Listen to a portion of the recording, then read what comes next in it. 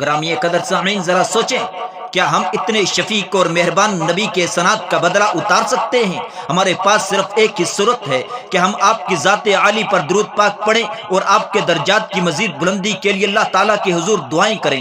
اس لیے اللہ تعالیٰ نے قرآن مجید کے اندر ارشاد فرمایا، ان اللہ و ملائکتہ یصلون علی النبی۔ غور فرمائیں، اللہ تعالیٰ نے درود پاک کا حکم دینے کے لیے ایک نرالا انداز اپنایا ہے۔ یہ انداز پورے قرآن مجید میں کسی اور عمل کے حکم کے لیے اختیار نہیں فرمایا، یعنی آپ پر درود پاک بھیجنا ایسا عظیم عمل ہے کہ یہ میں بھی کرتا ہوں اور میرے فرشتے بھی کرتے ہیں۔ ان اللہ و ملائکتہ یصلون علی النبی، لہذا تمہیں بھی یہ عمل کرنا چاہیے۔ اس انداز تعبیر سے درود پاک کی بہت بڑی فضیلت و اہمیت ثابت ہو رہی ہے۔ درود پاک بھیجنے کی ترغیب کا اس سے بہتر انداز اور کون سا ہو سکتا ہے؟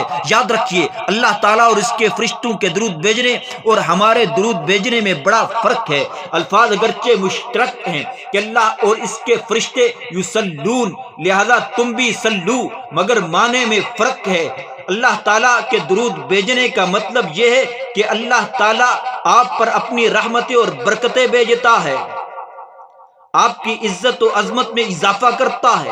فرشتوں کے درود بھیجنے کا مطلب یہ ہے کہ وہ اللہ تعالیٰ سے آپ کی مزید بلندی مرتبت کی دعا کرتے ہیں اور رحمتوں اور برکتوں کے پھول آپ پر نچھاور کرتے ہیں۔ مومنین کے درود بھیجنے کا مطلب یہ ہے کہ آپ کی بلندی درجات کے لیے اللہ تعالیٰ سے دعا کرتے ہیں کہ اللہ آپ پر مزید رحمتیں اور عنایتیں فرما، کہ آپ کی شان اقدس میں مزید اضافہ فرما۔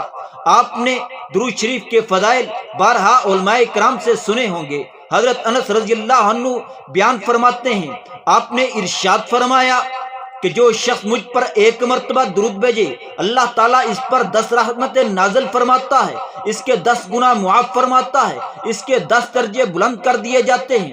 ایک اور حدیث میں یہ الفاظ بھی آئے ہیں، وَكُتِبَ لَهُ بِهَا 10 حسنات، یعنی اس کے حساب میں 10 نیکیاں بھی لکھی جاتی ہیں۔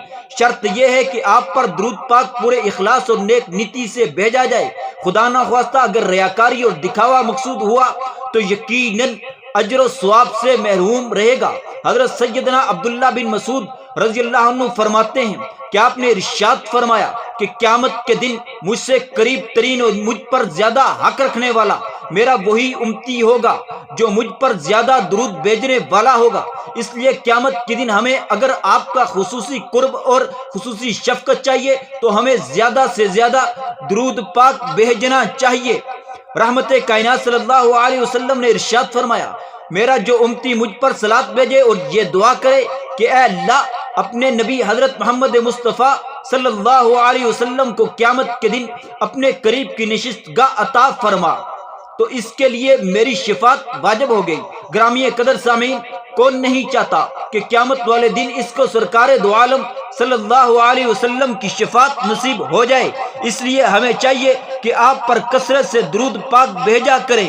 حضرت عمر رضی اللہ عنہ ارشاد فرماتے ہیں کہ دعا آسمان اور زمین کے درمیان رکی رہتی ہے، اوپر نہیں جا سکتی جب تک نبی پاک صلی اللہ علیہ وسلم پر درود نہ بھیجا جائے۔ گرامی قدر سامعین، اس حدیث کا مطلب بالکل واضح ہے کہ درود شریف دعا کی قبولیت کا ذریعہ ہے۔ علماء کرام نے لکھا ہے، درود شریف جو رسول صلی اللہ علیہ وسلم کے حق میں ایک اعلیٰ اور اشرف دعا ہے، وہ تو اللہ تعالیٰ ضرور ہی قبول فرماتا ہے۔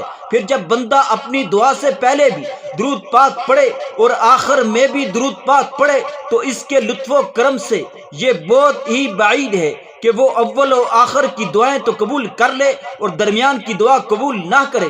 اس لیے دعا کے اول و آخر درود پاک پڑھنے والے کو قبولیت کی پوری امید رکھنی چاہیے۔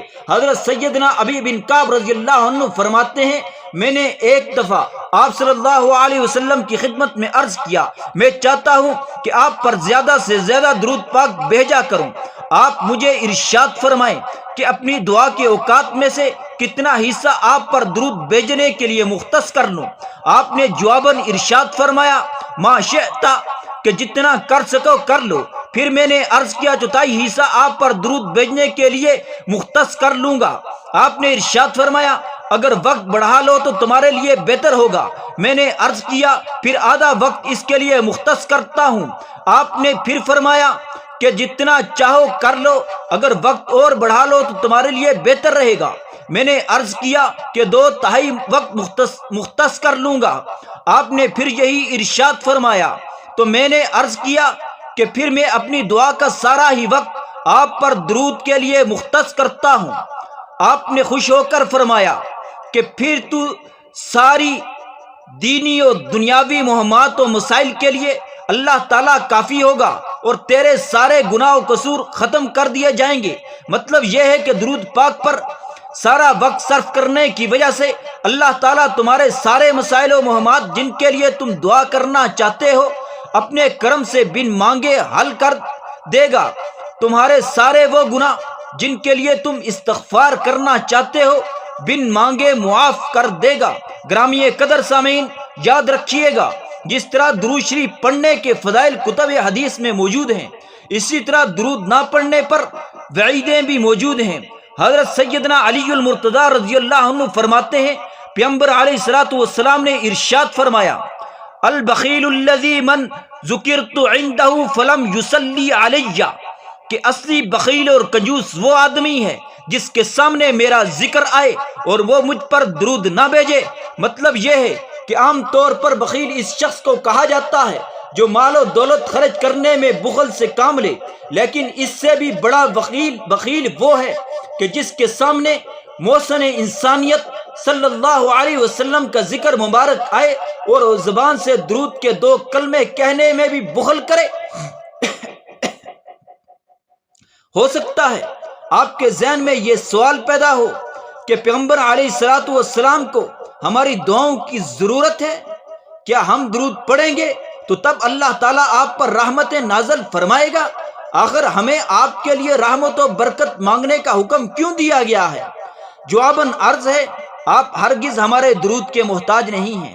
اگر روح زمین کے سارے لوگ درود پڑھنا بالکل بند کر دیں تب بھی اللہ تعالیٰ آپ پر اپنی رحمتیں اور برکتیں ہمہ وقت نچاور کر رہا ہے۔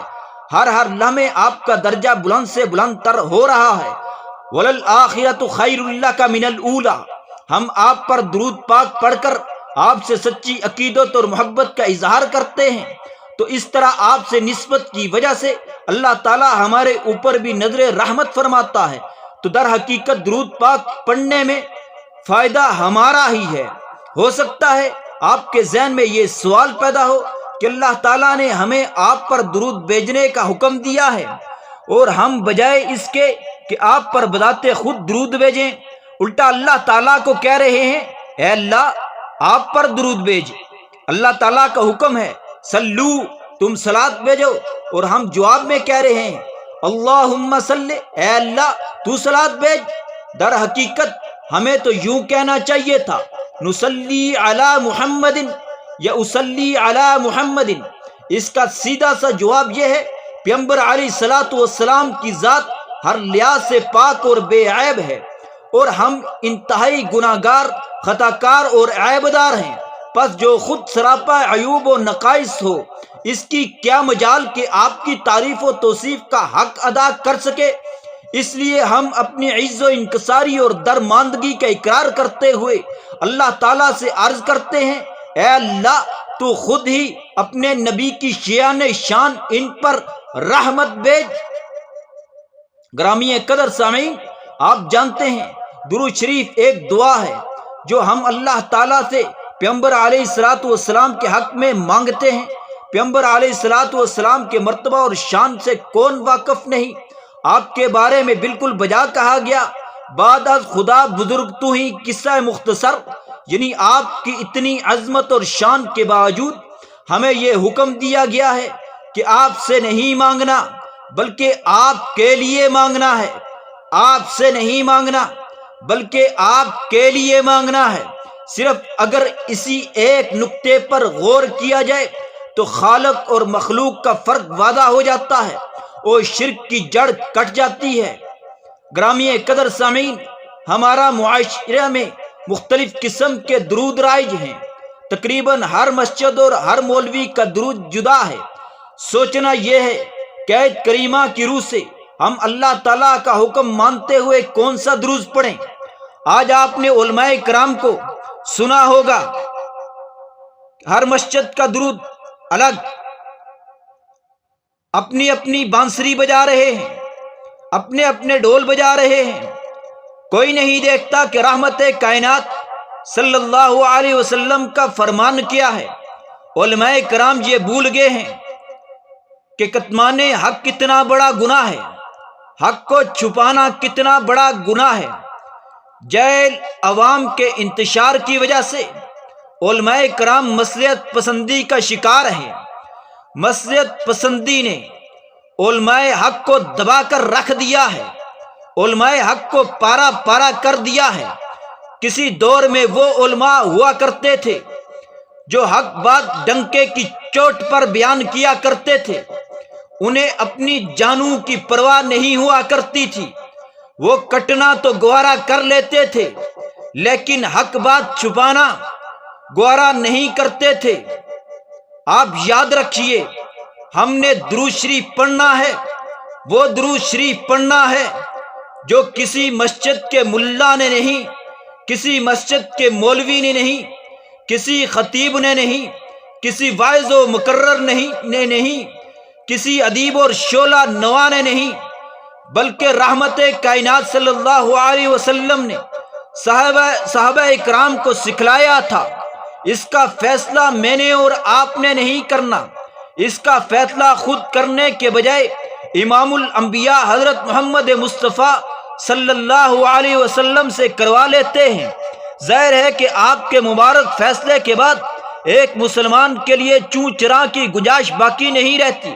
ایک جو سچا مسلمان ہوگا، جو عاشق رسول ہوگا، جو رحمت کائنات صلی اللہ علیہ وسلم سے سچی محبت اور عقیدت رکھتا ہوگا، وہ ذرا بار بھی چوں چرا نہیں کرے گا، وہ وہی درود پڑھے گا جو رحمت کائنات صلی اللہ علیہ وسلم نے 14 صدیاں پہلے سکھا دیا۔ حدیث شریف میں ہے، جب اللہ تبارک و تعالی نے سورۃ احزاب کی یہ آیت ان اللہ و ملائکتہ نازل فرمائی تو اس وقت صحابہ کرام نے آپ سے سوال کیا کہ اللہ تعالیٰ نے ہمیں اس آیت میں 2 حکم ارشاد فرمائے ہیں، سلو یعنی صلاۃ بھیجو، سلیمو یعنی سلام بھیجو۔ اے اللہ کے رسول، بے شک اللہ تعالیٰ نے ہمیں آپ پر سلام بھیجنے کا طریقہ آپ کی معرفت بتا دیا ہے، یعنی نماز میں ہم تشہد کے بعد آپ کے فرمان کے مطابق آپ پر یوں سلام بھیجتے ہیں، السلام علیک ایھا النبی ورحمۃ اللہ وبرکاتہ۔ اب آپ ہمیں ارشاد فرمائیں کیف نصلی علیک، کہ ہم آپ پر درود کس طرح بھیجا کریں۔ پیغمبر علیہ الصلوۃ والسلام نے صحابہ کرام کے اس سوال کے جواب میں فرمایا، قولو، کہ یوں کہا کرو، اللہم صلی علی محمد وعلی آل محمد کما صلیت علی ابراہیم وعلی آل ابراہیم انک حمید مجید، اللہم بارک علی محمد وعلی آل محمد کما بارکت علی ابراہیم وعلی آل ابراہیم انک حمید مجید۔ گرامی قدر سامعین، اب آپ خود فیصلہ کریں کہ آپ کے حکم کے مطابق درود پڑھنے والا کون ہے اور نہ پڑھنے والا کون ہے؟ کون ہے جو اس درود ابراہیمی کو پڑھ کر اللہ تعالیٰ اور آپ کا حکم بجا لاتا ہے، اور کون ہے جو من گڑت الفاظ کو درود کا درجہ دے کر آپ کی حکم عدولی کرتا ہے؟ حدیث شریف کی کتب میں درود شریف کے اور صیغے بھی آئے ہیں، مگر ان تمام صیغوں میں سے افضل درود یہی ہے۔ اس درود پاک کی افضلیت کا ایک ثبوت یہ بھی ہے کہ اسے نماز میں جگہ دی گئی ہے۔ پھر یہ اتنا جامع درود ہے کہ اس میں آپ کی آل کا بھی ذکر ہے، برکات کا بھی ذکر ہے، سیدنا ابراہیم علیہ السلام کا بھی تذکرہ ہے، اور اللہم کے لفظ سے اللہ تعالیٰ سے درخواست بھی کی گئی ہے، برخلاف اس کے جو درود آج کل اذان سے اول لاؤڈ سپیکروں پر پڑھا جا رہا ہے، نہ تو وہ حضور کا بتایا ہوا ہے، نہ اس میں آل کا ذکر ہے، نہ برکات کا، نہ ہی ابراہیم علیہ السلام کا، اور نہ ہی اللہ تعالیٰ سے درخواست کی گئی ہے۔ حدیث شریف میں ہے، پیغمبر علیہ الصلوۃ والسلام نے ایک موقع پر حضرت سیدنا برا بن عازب رضی اللہ عنہ کو ایک دعا سکھائی جس میں یہ الفاظ تھے، آمنت بکتابک الذی انزلت ونبیک الذی ارسلت۔ حضرت برا بن عازب فرماتے ہیں میں نے دعا یاد کر کے جب آپ کو سنائی تو بنبیک الذی ارسلت کے بجائے برسولک الذی ارسلت کہا، مگر آپ نے میری غلطی نکالی اور فرمایا وہی کہو جو میں نے سکھایا ہے، بنبیک الذی ارسلت۔ گرامی قدر سامعین غور فرمائیں، الفاظ بالکل ہم معنی ہیں، نبی کے بجائے رسول کہہ دیا، معنی میں کوئی فرق نہیں پڑا، مگر آپ نے غلطی کیوں نکالی؟ غلطی اس لیے نکالی کہ آپ کی زبان سے نکلے ہوئے الفاظ جاندار بھی ہیں اور بابرکت بھی ہیں۔ اسی طرح ہم وہی درود پڑھیں گے کہ جس کے الفاظ لسان نبوت نے سکھا دیے ہیں، اس لیے کہ وہ بابرکت بھی ہیں اور جاندار بھی ہیں۔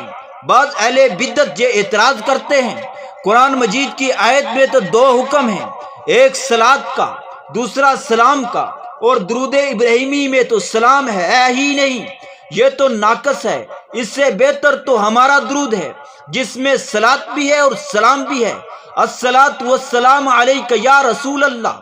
اس لیے یہ درود پڑھنا چاہیے تاکہ بیک وقت دونوں کام ہو جائیں۔ جواباً عرض ہے کہ حدیث پاک کی روح سے بتایا جا چکا ہے، آپ صلی اللہ علیہ وسلم نے صحابہ کرام کو سلام بھیجنے کا کیا طریقہ سکھایا تھا، اسی لیے تو صحابہ کرام فرماتے ہیں کہ سلام کا طریقہ تو ہمیں بتایا جا چکا ہے کہ ہم نماز میں حالت قعدہ میں پڑھتے ہیں السلام علیک ایھا النبی ورحمۃ اللہ وبرکاتہ۔ ثابت ہوا کہ آپ نے صحابہ کرام کو سلام کا طریقہ بھی سکھا دیا اور صلاۃ کا بھی۔ یہ ضروری نہیں کہ دونوں کو بیک وقت ایک ہی جملے میں ادا کیا جائے۔ دیکھیے قرآن مجید میں اللہ تعالیٰ نے ارشاد فرمایا اقیموا الصلاۃ وآتوا الزکاۃ کہ نماز قائم کرو اور زکوٰۃ دو۔ کیا اس کا یہ مطلب ہے کہ بیک وقت دونوں کام کرو، ایک ہی وقت میں دونوں کام کرو، جب بھی نماز پڑھو ساتھ زکوٰۃ بھی دو؟ آپ جانتے ہیں کہ دونوں کا موقع جدا جدا ہے، نماز تو دن میں 5 مرتبہ اور سال میں 1800 مرتبہ پڑھی جاتی ہے، جبکہ زکوٰۃ سال میں صرف ایک دفعہ دی جاتی ہے۔ اسی طرح ہم نے درود پاک ایسے پڑھنا ہے جیسے رحمت کائنات صلی اللہ علیہ وسلم نے سکھا دیا ہے۔ ہم نے آقا صلی اللہ علیہ وسلم کی ذات ببرکات پر سلام ویسے بھیجنا ہے جیسے آپ صلی اللہ علیہ وسلم نے 14 صدیاں پہلے صحابہ کرام کو سکھلا دیا تھا، اس لیے کہ لسان نبوت سے نکلے ہوئے الفاظ بابرکت بھی ہوا کرتے ہیں، جاندار بھی ہوا کرتے ہیں۔ کوئی مولوی مسجد کے ممبر پر بیٹھ کر آپ کو جو درود سکھاتا ہے آپ اس سے پوچھ لیا کریں کہ یہ درود جو آپ نے پڑھا ہے یہ رحمت کائنات صلی اللہ علیہ وسلم نے سکھایا بھی ہے یا نہیں؟ آپ صلی اللہ علیہ وسلم نے یہ درود جو آپ نے پڑھا ہے یہ صحابہ کو بتلایا بھی ہے یا آپ اپنے سے بنا کر لائے ہیں؟